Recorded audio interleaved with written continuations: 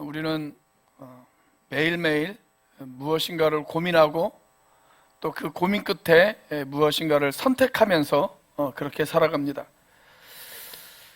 별것 아니지만 제가 참 선택하기 힘든 것 중에 하나가 뭐냐면 중국집에 가면 짜장면을 먹을 것인가 짬뽕을 먹을 것인가 이걸 늘 고민합니다.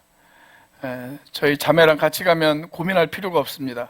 저희 자매가 시키는 걸 반대로만 시키면 두 가지를 다 먹을 수 있기 때문에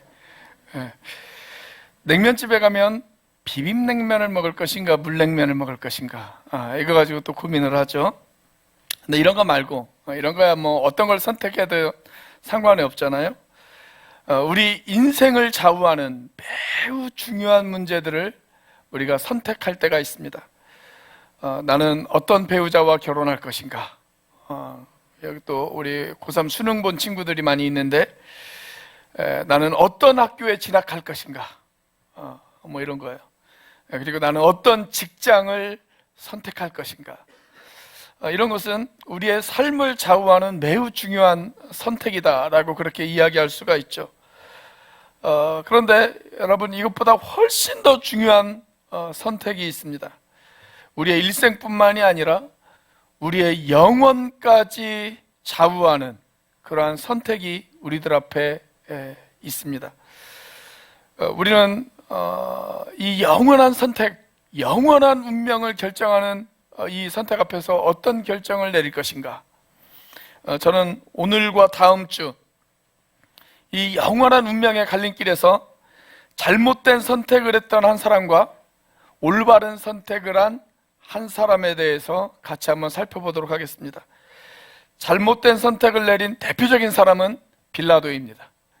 그리고 올바른 선택을 한 대표적인 사람, 아리마대 요셉이라고 하는 사람입니다. 그래서 이번 주에는 잘못된 선택을 한 빌라도에 대해서 살펴보고, 다음 주에는 올바른 선택을 했던 아리마대 요셉에 대해서 살펴보도록 하겠습니다. 자, 오늘 본문 12절 말씀에 보시면 빌라도가 재판관 자리에 앉아 있으면서, 총독이었기 때문에 재판을 할 수 있는 권한이 있었거든요. 재판관의 자리에 앉아 있으면서 이런 외침을 토해냅니다. 너희가 유대인의 왕이라 하는 일을 내가 어떻게 하랴? 같은 사건을 다룬 마태복음에 보면 이렇게 기록이 되어져 있습니다. 그리스도라 하는 예수를 내가 어떻게 하랴? 그러니까 빌라도는 예수가 그리스도임을 알았습니다. 그래서 그리스도라 하는 예수를 내가 어떻게 하랴? 라고 이야기하고 있습니다. 여러분, 우리는 이미 빌라도가 어떤 결정을 했는지 잘 알고 있죠. 빌라도는 예수님 편에 서지 못했습니다. 빌라도는 예수님을 변호해 주지 못했고 예수님을 보호해 주지도 못했습니다. 그는 결국 예수님을 십자가에 넘겨주는 그런 방법을 이 빌라도가 선택을 합니다. 바로 이 한 번의 선택 때문에 역사는 빌라도를 향해서 이렇게 이야기를 합니다. 지나간 세월, 그리고 또 앞으로 예수님이 오기까지 사람들은 빌라도를 향해서 이렇게 이야기를 하죠. 예배 시간마다 뭐라고 이야기를 합니까? 본디오 빌라도에게 고난을 받으사, 그렇게 이야기하지 않습니까? 도대체 빌라도의 선택은 왜 잘못되었을까요? 첫 번째로 그는 사람을 만족시키기 위한 선택을 했기 때문에 그렇습니다. 자, 오늘 본문의 15절 말씀은 이 사건의 결론 부분이다 라고 그렇게 이야기할 수가 있습니다. 자, 15절 말씀을 같이 한번 읽어보겠습니다. 시작. 빌라도가 무리에게 만족을 주고자 하여 바라바는 놓아주고 예수는 채찍질하고 십자가에 못 박히게 넘겨주니라. 자, 여기 분명하게 이렇게 기록이 되어 있어요. 빌라도가 무리에게 만족을 주고자 하여. 그러니까 빌라도가 예수 그리스도를 넘겨준 이유, 예수님을 죽이려고 하는 사람에게 예수 그리스도를 넘겨준 이유가 뭐였냐면 무리에게 만족을 주고자 하여, 사람들에게 만족을 주고자 하여 넘겨주었다, 이렇게 기록이 되어져 있습니다. 여러분, 빌라도는 사람들이 원하는 방향을 선택했습니다. 사람이 원하는 방향을 선택하기 위해서 자기의 양심을 버렸고 자기의 확신을 버렸습니다. 그의 선택은, 그의 결단은 자기의 양심과 확신에 근거한 것이 아니었습니다. 그냥 사람들이 원하는 대로 따라갔을 뿐입니다. 우리도 인생을 살다 보면 그럴 때가 있어요. 내 선택과 내 결단이 어떤 나의 양심에 근거한 것이 아니라 그냥 사람들의 눈치를 보면서 적당히 따라갈 때가 있습니다. 세상이 이렇게 말하니까 나도 이렇게 말하고, 세상이 이렇게 행동하니까 나도 그렇게 행동하고, 세상이 이것들을 추구하니까 나도 그냥 거기에 따라가는, 그러갈 때가 우리도 있잖아요. 그렇게 세상에 편승해서 그렇게 살아갈 때가 우리도 종종 있습니다. 만약 세상이 올바른 방향으로 간다고 하면 뭐 크게 문제되어질 것이 없죠. 그런데 세상은 언제든지 잘못된 방향으로 나아갈 수 있는 가능성이 있습니다. 그래서 바울은 로마서 12장 2절 말씀에서 저와 여러분들에게 이렇게 권면합니다. 그리스도인들이 가져야 하는 삶의 자세, 그리스도인들이 어떤 것을 선택할 때 그들이 가져야 되는 삶의 기준, 이렇게 이야기합니다. 너희는 이 세대를 본받지 말고 오직 마음을 새롭게 함으로 변화를 받아 하나님의 선하시고 기뻐하시고 온전하신 뜻이 무엇인지를 분별하도록 하라. 너희는 이 세대를 본받지 말아라 라고 여기 명확하게 우리에게 말씀하고 있지 않습니까?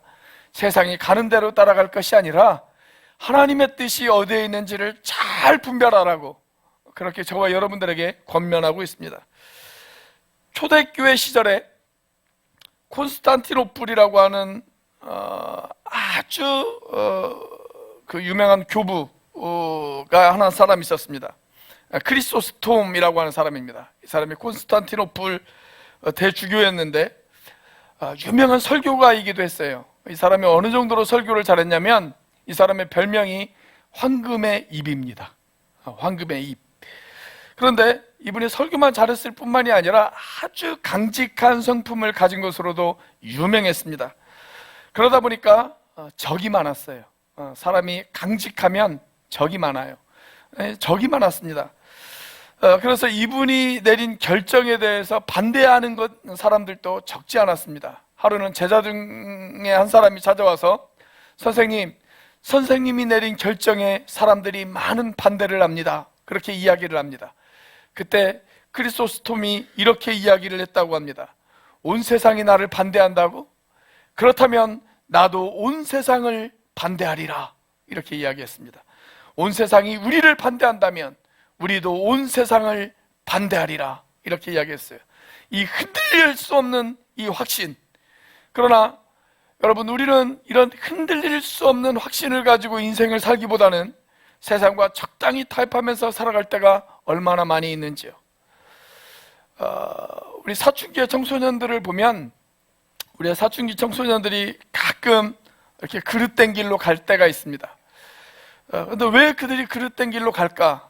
그들을 여러 가지 힘들고 어렵게 하는 일들이 많이 있지만 그 대표적인 것 가운데 하나가 뭐였냐면 친구를 따라가지 않고 무리 속에 끼어들지 못하면 친구들로부터 당하는 그 압박 때문에 그렇습니다.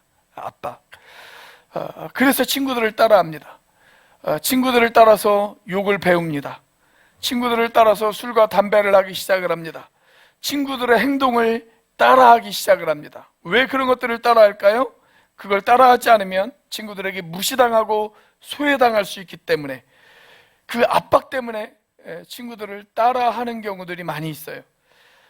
다행히 주변에 좋은 친구들이 있으면 괜찮은데 그렇지 않으면 쉽게 잘못된 길로 갈 수가 있죠. 그래서 저는 여기 있는 우리 청년들과 청소년들이 아직 때가 덜 묻었을 때, 아직은 좀 순수했을 때 지금부터 이 세대를 본받지 않게 되어지기를 주님의 이름으로 축복합니다. 그런데 비단 청소년들만의 문제는 아닙니다. 여러분, 우리 어른들도 다를 것이 하나도 없죠. 여러분, 스스로 한번 생각을 해보십시오. 내가 주일날 교회에 출석하는 것을 빼고 내가 주일날 교회 와서 예배 드린다는 사실을 빼놓고 나는 내 주변에 있는 내 이웃들과 안 믿는 사람들과 다를 것이 과연 뭐가 있는가? 한번 생각을 해보세요. 내가 생각하는 것이 안 믿는 사람들과 과연 다른가? 내가 추구하는 가치가 안 믿는 사람들과 과연 다르게 내가 살고 있는가? 내가 살아가는 인생의 방향이 믿지 않는 사람들과 나는 정말 다르게 살아가고 있는가? 혹시 쉽게 세상을 모방하고 쉽게 세상을 따라가고 쉽게 세상을 배우면서 그렇게 살아가고 있지는 않는가? 옛날 그 사후정 시리즈가 한참 유행할 때 이런 유머가 있었어요. 사후정이 취직 시험을 치르는데 이론 시험은 합격을 해요. 그런데 면접 시험에서 자꾸 떨어지는 거예요.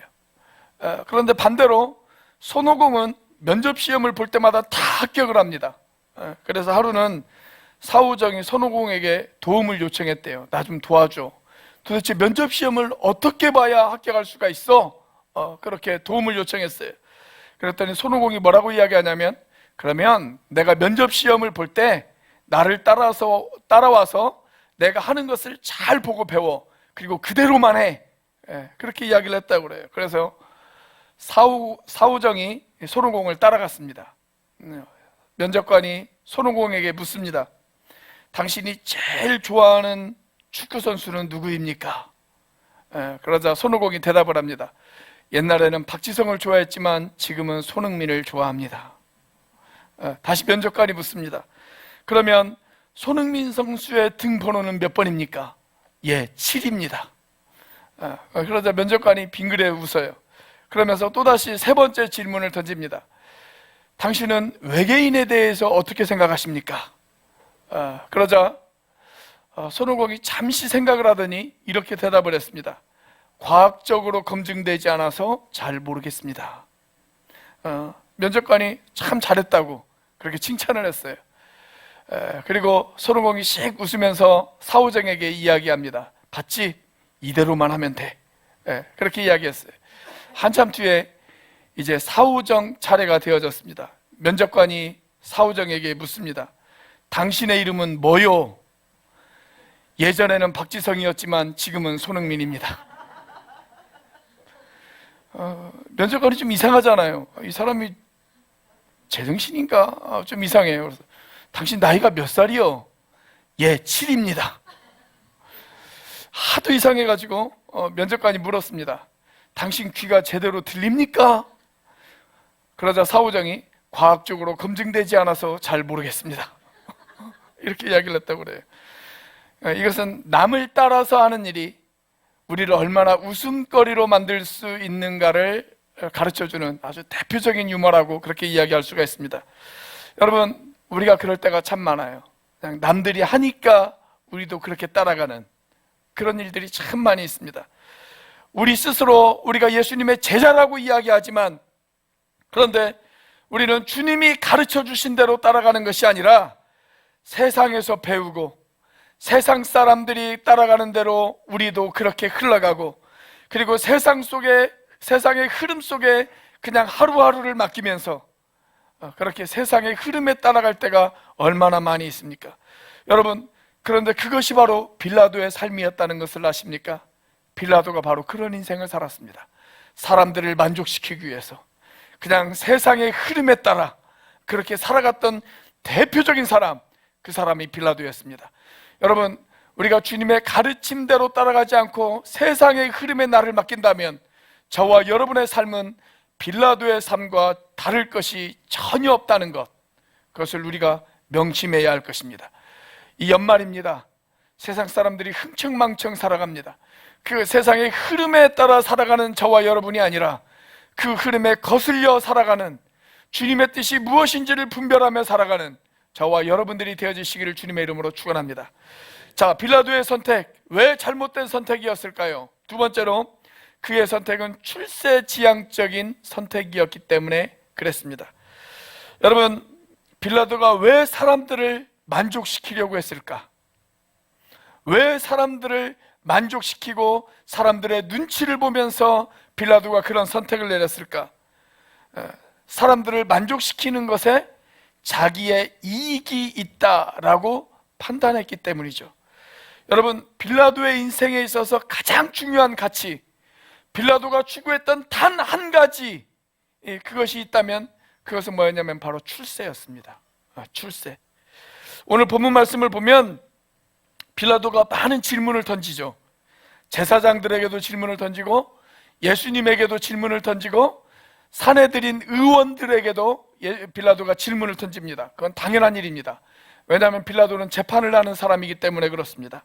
재판을 하는 사람이기 때문에 정확한 사실을 판단하기 위해서 많은 질문을 던져야 합니다. 자, 그런데 오늘 본문을 우리가 더 자세히 들여다보면 한 가지 분명한 사실을 우리가 알 수가 있습니다. 이 빌라도가 사람들에게 계속 질문을 던지면서도 여전히 뭘 하냐면 사람들의 눈치를 봐요. 사람들의 눈치를 봅니다. 끊임없이 사람들의 눈치를 봐요. 자, 이 사건이 마가복음뿐만이 아니라 마태복음, 누가복음, 그리고 요한복음에도 등장을 합니다. 사복음서에 다 나옵니다. 자, 그런데 마태복음 27장 24절 말씀을 보시면 빌라도가 예수를 십자가에 못 박아라 라고 그렇게 판결을 내린 그 배경을 이렇게 설명을 해놓고 있습니다. 도리어 밀란이 나려는 것을 보고, 그렇게 기록이 되어 있어요. 만약 예수 그리스도를 십자가에 넘겨주지 않으면 밀란이 일어날 것 같다. 그리고 밀란이 일어나면 자기가 출세하는 길에 큰 방해가 되어질 것 같다. 빌라도가 그렇게 계산한 것입니다. 백성들이 소동을 일으키고 폭동이 일어나면 내가 출세하는 길에 내 성공 가도에 큰 장애가 되어질 것 같다. 이렇게 판단을 한 거예요. 자, 이것은 요한복음을 보면 더 분명하게 알 수가 있습니다. 자, 요한복음 19장 12절 말씀 같이 한번 읽어보겠습니다. 시작. 이러함으로 빌라도가 예수를 놓으려고 힘썼으나 유대인들이 소리질러 이르되 이 사람을 놓으면 가이사의 충신이 아니니이다. 무릇 자기를 왕이라 하는 자는 가이사를 반역하는 것이니이다. 여기 빌라도가 예수를 놓아주려고 힘썼다, 그렇게 기록되어 있죠. 예수를 놓아주고 싶었어요. 왜냐하면 예수님이 무죄라는 사실을 빌라도는 알고 있었거든요. 자, 그러자 유대인들이 소리칩니다. 뭐라고 소리칩니까? 예수를 놓아주면 당신은 가이사 황제의 충신이 아닙니다. 자기를 왕이라고 이야기하는 반역자가 그 반역자를 놓아준다면 어떻게 로마 황제의 충성스러운 신하라고 이야기할 수가 있겠습니까? 그렇게 이야기를 합니다. 자, 이 외침에 빌라도가 생각을 바꿉니다. 그래서 13절을 보면 이렇게 되어 있습니다. 같이 한번 읽어보겠습니다. 시작.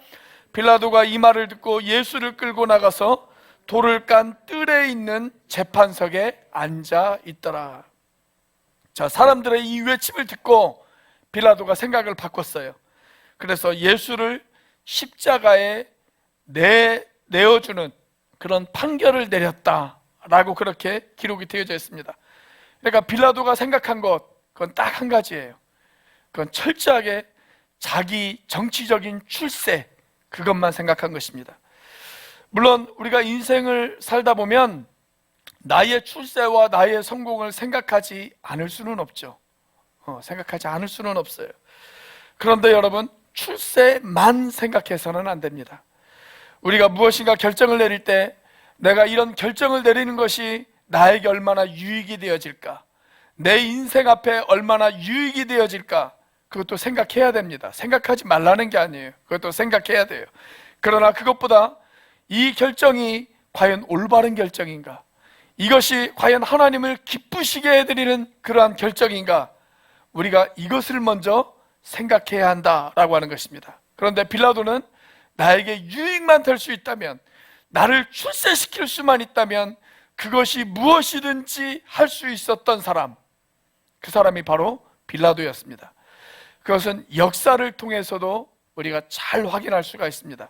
역사적인 기록에 의하면 빌라도는 본래 로마의 티베리우스 황제, 로마의 두 번째 황제입니다. 로마의 제2대 황제인데, 티베리우스 황제 시대 때, 이 티베리우스 황제 시대 때 예수님이 활동을 했던 그 시기죠. 이 티베리우스 황제 때 유대 땅에 파견된 5번째 총독이었습니다. 총독으로 파견된 것이 AD 26년이었어요. 그리고 10년 동안 유대 땅을 다스립니다. AD 36년까지 10년 동안 유대 땅을 다스려요. 아주 유명한 역사가, 로마의 역사가였던 요세푸스라고 하는 사람의 기록에 의하면 빌라도는 아주 잔인한 총독이었다라고 그렇게 기록을 해놓고 있습니다. 그는 지나치게 로마에 아부를 했고, 그 다음에 황제 숭배를 강요했던 그런 대표적인 사람 중에 한 사람이 빌라도였습니다. 그리고 자기의 출세를 위해서는 무엇이든 할 수 있었던 사람이 바로 빌라도였다, 그렇게 기록을 해놓고 있어요. 그러다 보니까 이 빌라도는 다른 총독보다도요 더 오랫동안 총독의 자리에 있었습니다. 그 당시 이 역대 총독들, 1대 총독부터 4대 총독까지 역대 총독들은 오래 있어야 4년이었어요. 3년, 4년 이 정도밖에 없었습니다. 그런데 이 빌라도 같은 경우에는 아부를 잘했어요. 출세욕이 강했습니다. 그러다 보니까 남들보다도 더 오랫동안 총독의 자리에 있었어요. 무려 몇 년이 있었냐면 10년 동안 총독의 자리에 있었습니다. 자, 이 빌라도의 최후가 어떻게 되어졌을까요? 빌라도의 최후, 성경에는 기록되어 있지 않지만 역사적인 기록을 보면 빌라도의 최후는 이렇습니다. AD 36년에 사마리아 지역에서 사마리아인들이 모여서 종교회의를 해요. 종교회의를. 그런데 그 사마리아인들이 모여있는 그 종교회의를 이 빌라도가 폭동으로 규정을 합니다. 그래서 그 사람들을 강제적으로 진압을 합니다. 많은 사마리아인들이 죽었습니다. 수없이 많은 사마리아인들이 죽었어요. 그러자 그 사마리아인들이 죽었다는, 그렇게 많은 사람들이 죽었다는 이야기를 로마 황제의 귀에 들어갑니다. 로마 황제가 빌라도를 불러요. 소환을 합니다. 나에게 와라, 로마 황제 황궁으로 들어와라 라고 소환을 합니다. 소환 명령이 떨어지자 이 빌라도가 고민을 해요. 갈 것인가 말 것인가. 가면 이제 내 정치적인 생명은 여기서 끝이구나 라고 판단을 합니다. 자, 그래서 빌라도가 어떻게 하냐면 스스로 목숨을 끊어요. 여기서 내 정치적인 운명이 끝이 났구나 라고 판단한 나머지 스스로 자기의 목숨을 끊습니다. 여러분, 이것이 빌라도의 최후였습니다. 자살로 끝났어요. 남들보다 조금 더 권세를 누렸지만 결국은 자살로 끝난 인생, 그 인생이 바로 빌라도였습니다. 여러분, 성경은 우리에게 이렇게 이야기를 합니다. 자기의 목숨을 얻고자 하는 자는 잃어버릴 것이고, 그러나 잃기를 각오하는 사람은 오히려 얻을 것이라고 성경은 저와 여러분에게 그렇게 권면하고 있지 않습니까?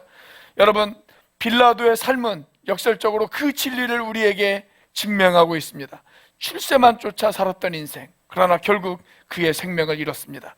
그러나 성경은 예수 그리스도를 위해서 자신의 생명을 초계와 같이 버렸던 인생, 그들이 영원한 생명을 얻었다고 저와 여러분들에게 이야기하고 있습니다. 여러분, 우리의 인생이 빌라도의 인생이 되어지지 않기를 주님의 이름으로 축복합니다. 자, 빌라도의 선택은 왜 잘못된 것이었을까요? 세 번째로, 그는 양심을 버린 선택을 했기 때문에 그렇습니다. 자, 오늘 본문 14절 말씀을 보시면 빌라도가 이렇게 소리칩니다. 자, 14절 말씀 같이 한번 읽어보겠습니다. 시작. 빌라도가 이르되 어찌미냐, 무슨 악한 일을 하였느냐 하니 더욱 소리 지르되 십자가에 못 박게 하소서 하는지라. 자, 여기 빌라도가 뭐라고 이야기합니까? 무슨 악한 일을 하였느냐. 예수님이 아무 죄가 없다는 사실을 빌라도는 알았습니다. 그의 양심이 알았어요. 예수님에겐 죄가 없다라는 사실을 그는 알았어요. 자, 본문 10절 말씀에서도 이렇게 이야기를 하죠. 자, 10절 말씀도 같이 한번 읽어보겠습니다. 시작. 이는 그가 대제사장들이 시기로 예수를 넘겨준 줄 알미라. 예수님의 인기가 높아지면 높아질수록 자기들의 자리가 좁아진다고 판단했던 대제사장이 예수를 코너로 몰고 예수를 십자가에 못 박게 해달라고 요구를 했다라고 하는 사실을 빌라도는 알았습니다. 제사장들의 시기로, 그 당시 정치 지도자들의 시기로 예수님이 지금 끌려왔다는 사실을 빌라도는 잘 알고 있었어요. 자, 흥미로운 것은 마태복음 27장 말씀을 보면 빌라도가 예수님을 재판하고 있던 그 시간, 빌라도에게 메모 한 장이 올라오죠. 메모가 하나 올라와요. 빌라도의 아내가 보낸 메시지였습니다. 빌라도의 아내가 급히 사람을 보내서 빌라도에게 이런 메시지를 전달합니다. 내용이 이렇습니다. 그 올바른 사람에게 아무 일도 하지 마소서. 그 사람은 올바른 사람이에요. 그 사람은 정직한 사람이에요. 그 사람은 죄가 없는 사람이에요. 내가 밤에 꿈을 꾸었는데 그 사람에게 함부로 하면 안 될 것 같아요. 그런 메시지를 전달을 합니다. 그런데 끝내 예수님을 십자가에 넘겨주기로 이 빌라도는 판결을 내리죠. 예수님이 무죄하다는 사실을 확신했으면서도 자기의 확신과는 정반대되는 그런 결론을 내립니다. 자기의 양심을 거슬린 그런 결단을 한 것입니다. 요한복음을 보면 이 빌라도가 얼마나 자기의 양심이 괴로웠는지를 잘 보여주고 있어요. 요한복음에. 자, 요한복음 18장 29절 말씀을 보면 사람들이 예수님을 끌고 왔습니다.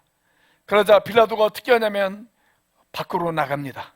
밖으로 나가서 사람들에게 이야기를 합니다.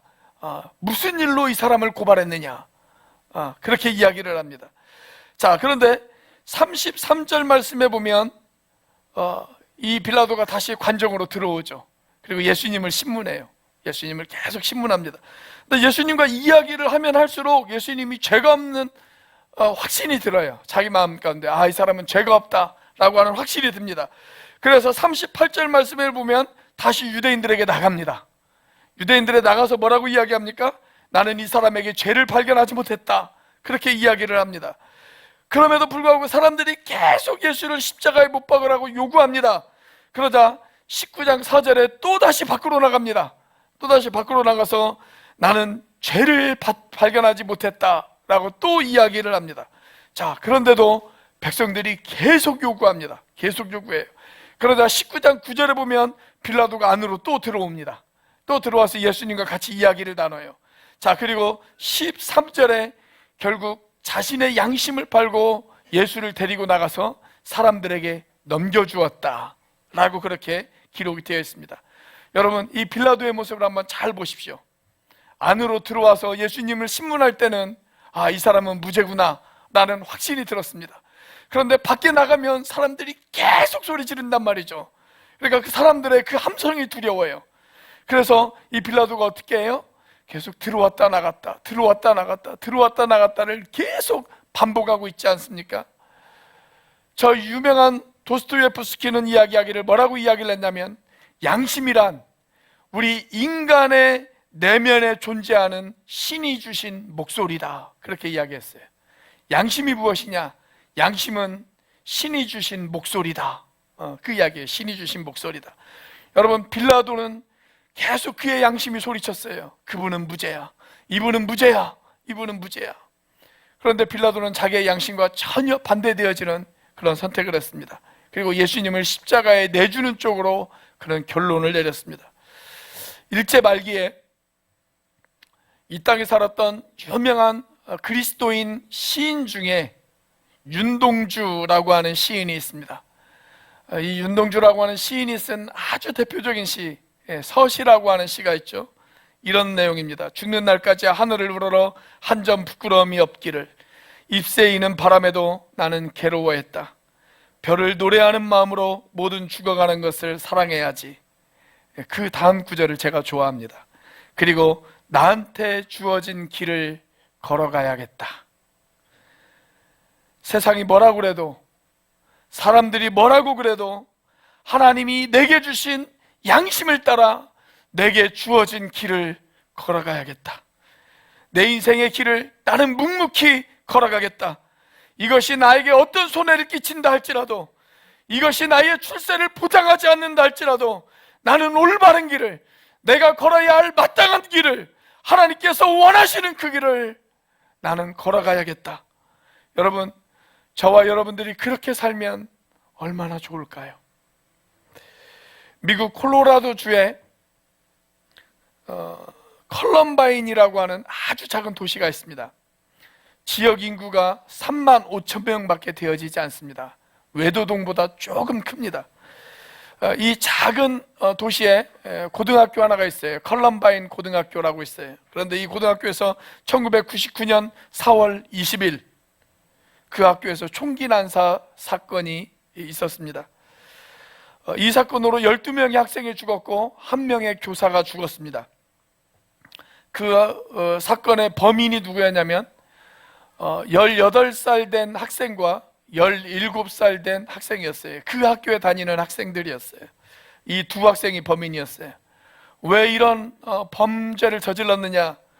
평소 친구들이 자기들을 무시한다는 이유 때문에, 그 친구들에 대한 복수심 때문에 총을 들고 가서 그냥 무차별로 총을 쏴버린 거예요. 2명의 범인 중에 한 사람이 캐시 버넬이라고 하는 17살 된 여학생에게 총구를 겨눴습니다. 총구를 겨누고 이렇게 이야기를 했습니다. 나중에 이 사실을 목격한 살아있는 증인이 생생하게 증언을 했는데, 이 캐시에게 범인이 총구를 겨누고 이렇게 이야기를 합니다. Do you believe in God? 이렇게 물어요. 너 하나님을 믿어? 이렇게 믿어요. 하나님을 믿어? 아마 어쩌면 저 하나님 안 믿어요 이렇게 이야기했으면 살았을 수도 있어요. 자, 그런데 이 캐시가 잠시 생각을 하더니 아주 침착하게 이렇게 대답을 했다고 합니다. Yes, I believe in God. 나 하나님을 믿어. 나 하나님을 믿어. 그렇게 이야기를 했어요. 그러자 범인이 총구를 겨누면서 더 크게 소리 질렀습니다. 하나님은 없단 말이야. 그렇게 이야기를 했어요. 캐시는 침착하게 다시 이야기를 했습니다. 아니야, 하나님은 살아계셔. 그리고 너도 하나님이 원하시는 길을 가면 좋겠어. 그렇게 이야기를 했어요. 이 한마디에 범인의 총구에서 불을 품었습니다. 그리고 캐시는 피투성이가 되어져서 그 자리에서 쓰러졌습니다. 그리고 죽었습니다. 그런데 캐시가 죽기 일주일 전에 그의 부모에게, 그의 어머니에게 이런 이야기를 했다고 그래요. 엄마, 나는 죽는 게 두렵지 않아. 왜냐하면 나는 하늘나라 갈 것을 믿기 때문이야. 그렇게 이야기를 했어요. 그런데 여러분, 이것이 이 사건의 마지막이 아닙니다. 이 사실이 미국 전역에 알려졌습니다. 그러자 미국 전역에 있는 청소년들이, 중고등학교 학생들이, 청년들이 티셔츠를 하나 입기 시작을 했습니다. 그 티셔츠에는 이렇게 적혀 있었습니다. Yes, I believe in God. 네, 나는 하나님을 믿어요. 나는 하나님을 믿어요. 이 티셔츠를 입고 미국의 청소년들이 거리로 쏟아져 나왔습니다. 그리고 사람들에게 전도를 하기 시작을 합니다. 나는 하나님을 믿는다고. 나는 어떤 상황에서라도 캐시처럼 예수 그리스도를 전하는 일을 두려워하지 않겠다고 그렇게 고백을 하며 집회를 열기 시작을 했습니다. 그리고 집회마다 사람들을 전도합니다. 찬양합니다. 하나님의 이름을 부르기 시작합니다. 미국의 청소년들이 깨어나기 시작했습니다. 그 청소년들의 외침은 미국 그리스도인들의 가슴에 불을 지폈습니다. 교회마다 많은 사람들이 충격과 감동에 사로잡혔습니다. 우리는 이 캐시를 지난 20세기 마지막 순교자다라고 그렇게 부릅니다. 사랑하는 여러분, 수많은 선택의 갈림길 앞에서 여러분들은 어떤 선택을 하시겠습니까? 세상과 적당히 타협하면서 살아가는 빌라도의 선택을 하시겠습니까? 아니면 세상의 선택을 초월한 나는 예수 그리스도를 믿는다고 고백한 캐시의 선택을 하시겠습니까? 여러분은 이 연말에 어떤 선택을 할 준비가 되어져 있으십니까? 저와 여러분의 선택이 빌라도의 선택이 아니라 캐시의 선택이 되어지시기를 주님의 이름으로 축복합니다. 기도하시겠습니다.